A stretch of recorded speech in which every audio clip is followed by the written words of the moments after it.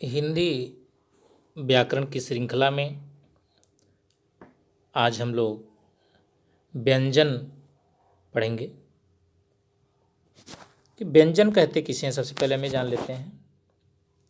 व्यंजन के उच्चारण में स्वरों की सहायता ली जाती है, यानी हम ये कह रहे हैं कि व्यंजन वे वर्ण हैं जिनका उच्चारण स्वरों की सहायता से किया जाता है।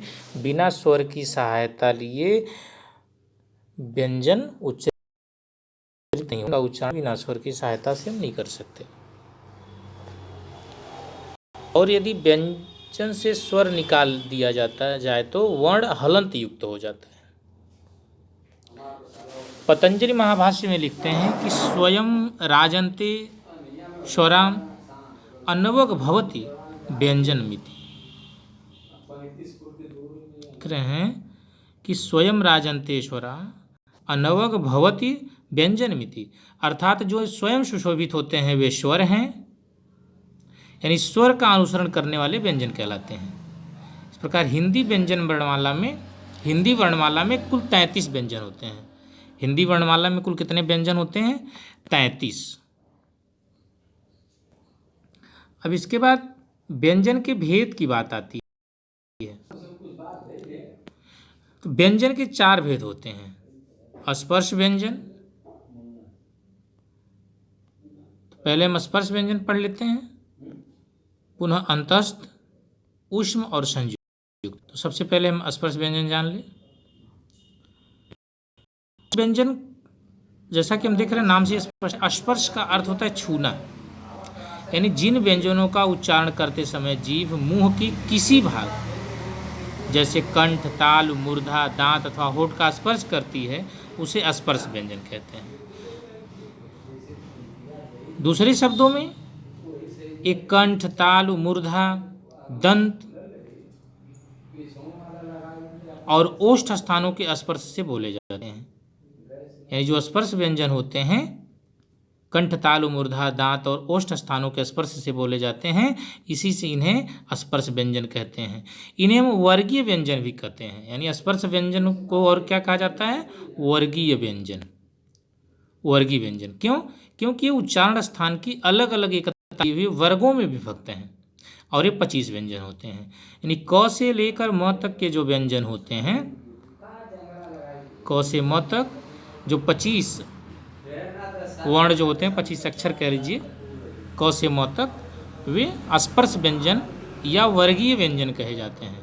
और 5 वर्ग होते हैं उनके, क वर्ग, च वर्ग, ट वर्ग, त वर्ग, प वर्ग। इस प्रकार ये जो 25 क से लेकर के म तक जो 25 व्यंजन होते हैं ये स्पर्श व्यंजन कहे जाते हैं।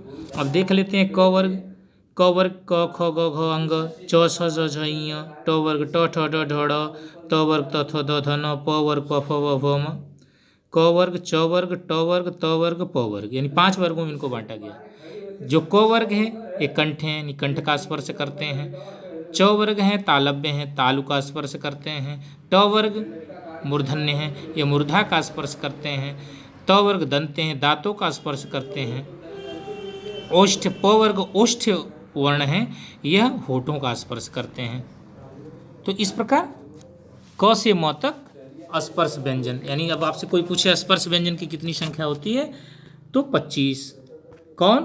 क से लेकर के म तक जो 5 वर्ग हैं, ये 25, 5 वर्ग में जो 25 अक्षर हैं ये स्पर्श व्यंजन कहे जाते हैं। इनकी संख्या 25 होती है। इन्हें वर्गीय व्यंजन के नाम से भी जानते हैं। अब उसके बाद हम चर्चा करते हैं अंतस्थ व्यंजन की। अंतस्थ देखना, अंतः का अर्थ होता है भीतर, यानी उच्चारण के समय जो व्यंजन मुंह के भीतर ही रहे उन्हें अंतस्थ व्यंजन कहते हैं। अंतस्थ व्यंजन इनकी संख्या 4 होती है। य, र, ल, व। इनको अर्धस्वर भी कहा जाता है। इनका उच्चारण जीभ, ताल, दांत और होठों के परस्पर सटाने से होता है, किंतु कहीं भी पूर्ण स्पर्श नहीं होता।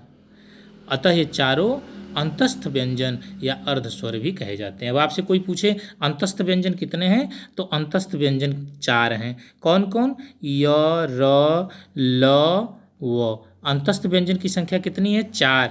इन्हें अर्धस्वर भी कहा जाता है।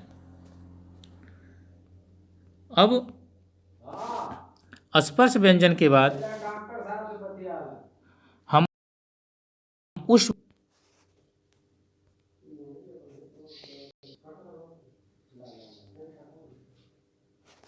उष्म व्यंजन, जिन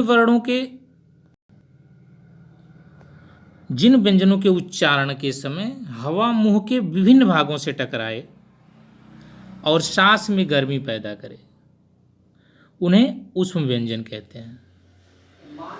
यानी हम कह सकते हैं कि उष्म व्यंजनों का उच्चारण एक प्रकार की रगड़ या घर्षण से उत्पन्न उष्म वायु से होता है, और यह भी 4 होते हैं। यानी उष्म व्यंजन कितने होते हैं? देखिए, उष्म का ये अर्थ है गर्म। कितने होते हैं संख्या में? 4। कौन कौन? श, श, श, ह। यानी बड़ा श, मूर्धन्य श, छोटा स, ह। तो उष्म व्यंजन 4 होते हैं। कौन कौन? श, ख, श, ह। फिर उसके बाद चर्चा करते हैं संयुक्त व्यंजन की। संयुक्त, देखिए नाम से स्पष्ट है, संयुक्त मतलब जिन्हें संयुक्त करके बनाया जाए, जोड़ करके बनाया जाए। 2 व्यंजनों को संयुक्त करके बनाया गया व्यंजन संयुक्त व्यंजन कहलाता है, और इनकी भी संख्या हमारे हिंदी वर्णमाला में 4 है। छ, त्र, ज्ञ और श्र। यानी संयुक्त व्यंजन कितने हैं? 4 हैं। कौन कौन? छ, त्र, ज्ञ और श्र। अब जो छ है, यह तो किन किन व्यंजन वर्णों का संयुक्त रूप है? क और मूर्धन्य श का। त्र जो है त और र का। ज्ञ जो है ज और इ का संयुक्त रूप है, यानी ज और इ के संयोग से ज्ञ बनता है। श्र बड़ा श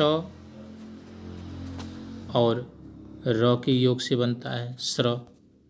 तो इस प्रकार आपने देखा कि संयुक्त व्यंजन 4 हैं। संयुक्त व्यंजन की संख्या कितनी है? 4। छ, त्र, ज्ञ और श्र।